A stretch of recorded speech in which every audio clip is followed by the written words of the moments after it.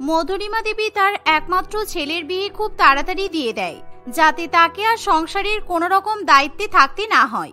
কিন্তু মধুরিমা দেবী এখনো পর্যন্ত জানি না যে তার নতুন বৌমা কতটা অলস। নতুন বৌদি বাড়িতে এলে টিনা খুশি মনে তার নতুন বৌদিকে ঘর দেখিয়ে দেয়, আর শিল্পা সেই ঘরে গিয়ে ড্রেস চেঞ্জ করে ঘুমিয়ে পড়ে।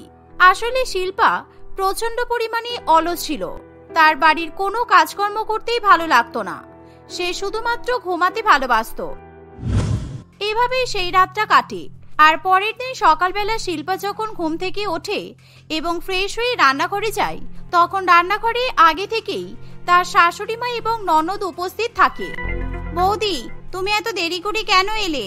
তুমি তো জানো আজকে তোমাকে অনেক কিছু রান্না করতে হবে, আর তুমি এত দেরি করে উঠলে কেন?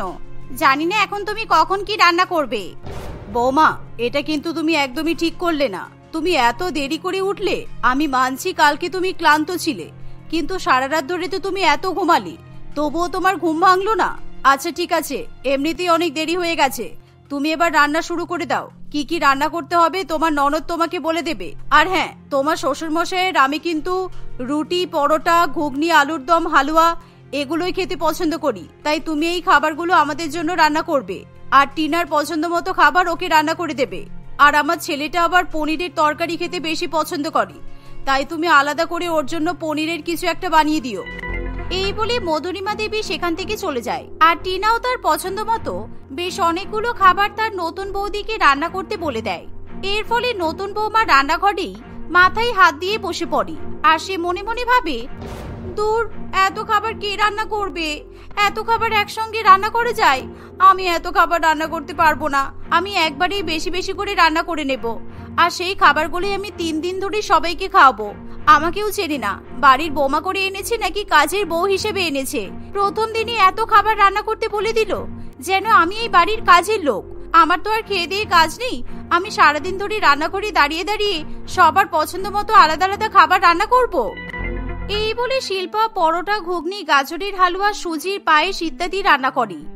আর তার রান্না করা হয়ে গেলে সকলের জন্য খাবার পরিমাণ মতো প্লেটে তুলে নিয়ে সবাইকে টেবিলে খাবার পরিবেশন করে দেয়। আর সেই খাবারগুলো দেখে বাড়ির সকলেই অবাক হয়। বিশেষ করে টিনা তার পছন্দ মতো খাবার দেখতে না পেয়ে প্রচন্ড পরিমাণে রেগে যায়। বৌদি, আমি তোমাকে কি রান্না করতে বলেছিলাম আর তুমি কি রান্না করেছো? তোমাকে তো আমি আমার পছন্দের খাবারগুলো বললাম, তার মধ্যে তুমি একটাও কিছু রান্না করলে না। আমার বিরিয়ানি কোথায়? আমার চিকেন মাঞ্চুরিয়ান কোথায়? আমার হাক্কা নুডলস কোথায় বলো? আজকে আমি এই খাবারগুলোই রান্না করেছি, তাই তোমাকে এগুলোই খেতে হবে। আর শোনো, এই খাবারগুলো যতদিন না শেষ হচ্ছে ততদিন কিন্তু আমি তোমাদের জন্য নতুন করে কোনো খাবার রান্না করতে পারবো না। তোমাদেরকে এই খাবারগুলোই আগে খেয়ে শেষ করতে হবে। আর টিনা, আমি তোমার পছন্দ মতো খাবার অন্য একদিন রান্না করে খাওয়াবো, কেমন? ঠিক আছে, এখন তাহলে খিদের জ্বালাই আমাকে তো এসব খাবারই খেতে হবে। দূর, ভালো লাগে না। এই বলে টিনা লুচি, ঘুগনি এবং পায়েস খেতে শুরু করে। টিনার মা বাবাও বাধ্য হয়ে সেই খাবার খায়, কিন্তু টিনার দাদা সুমন কিছুতেই সেই খাবার খেতে চাইছিল না। আরে সুমন, বসে না থেকে খেয়ে নে।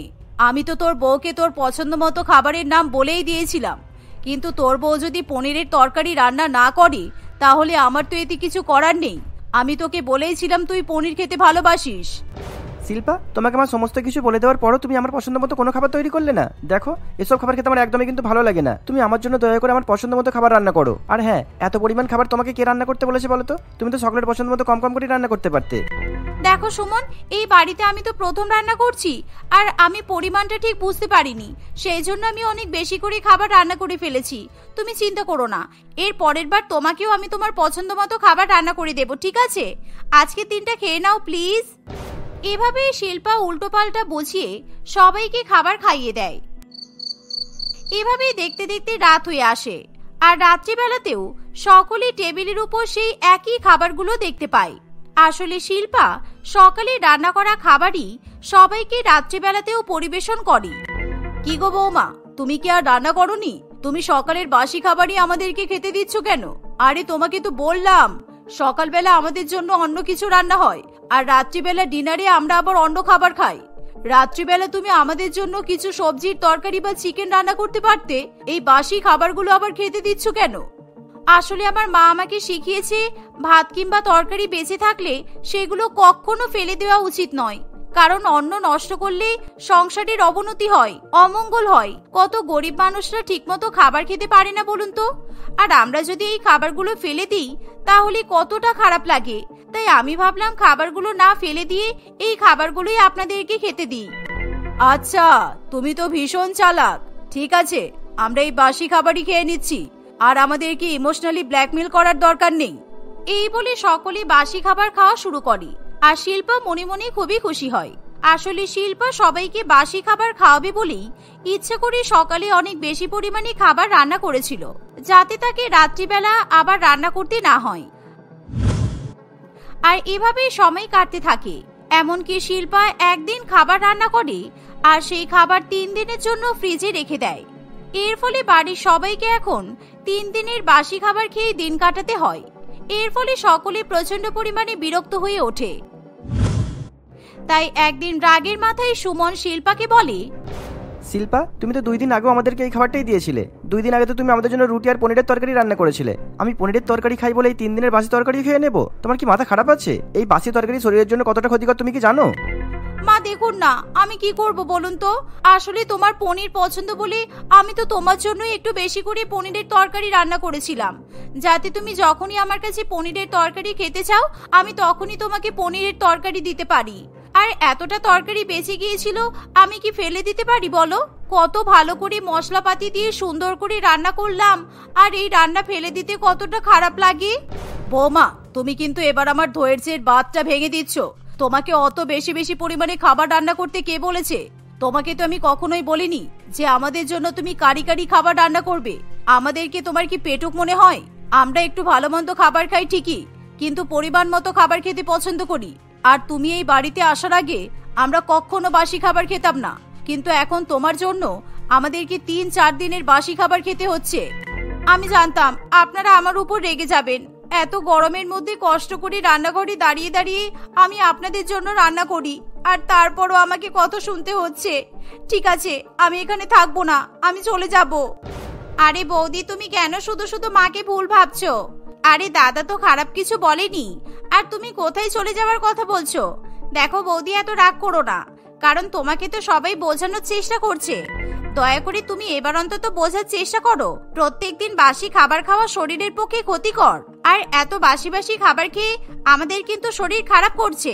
জানি না তুমি বুঝতে পারছো কিনা। তাই শোনো, এবার তুমি পরিমাণ মতো খাবার রান্না করবে, যাতে আমাদেরকে আর বাসি খাবার খেতে না হয়। ঠিক আছে, আমি এবার কম কম করে খাবার রান্না করার চেষ্টা করব।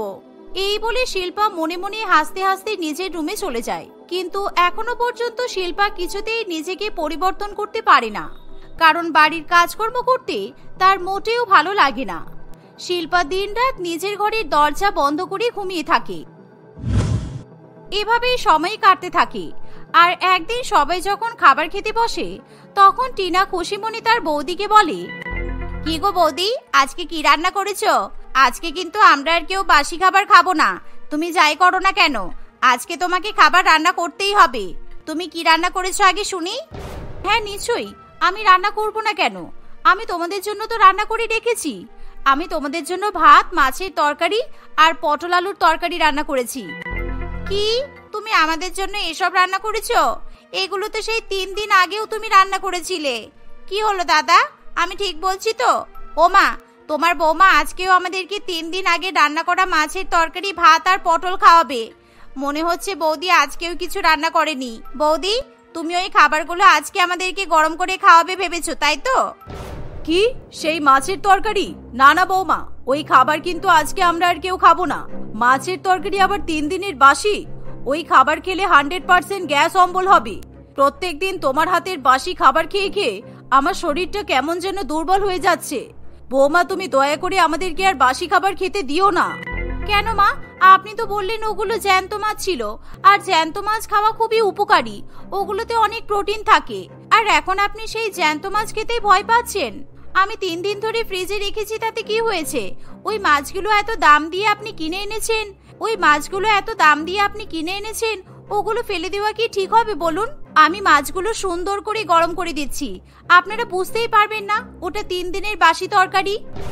শিল্পার কথা শুনে সকলেই প্রচন্ড পরিমাণে অবাক হয় আর তারা শিল্পাকে কি বলবে কিছুই বুঝে উঠতে পারে না, কারণ এতদিনে সকলে শিল্পাকে চিনে যায় যে শিল্পা কতটা পরিমাণে অলস। তাই মধুরিমা দেবী শিল্পাকে বাড়ির বৌমা করে নিয়ে আসার জন্য মাথা ঠুকতে থাকে। হে ঈশ্বর, কি করতে যে এই অলস মেয়েটাকে আমি বাড়ির বৌমা করে নিয়ে এসেছিলাম কে জানি।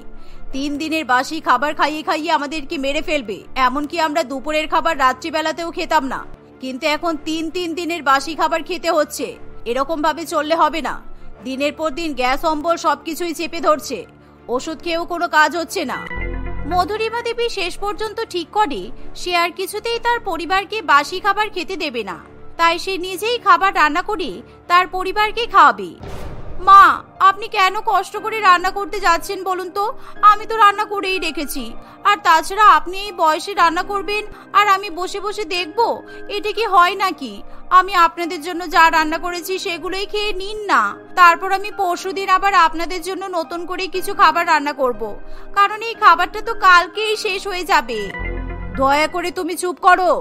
আমরা এই বাসি খাবার আর খেতে পারছি না, তাই আমি ভেবেই নিয়েছি তোমাকে আর রান্না করতে হবে না। তোমার মতো অলস মেয়ে আমি একটাও দেখিনি।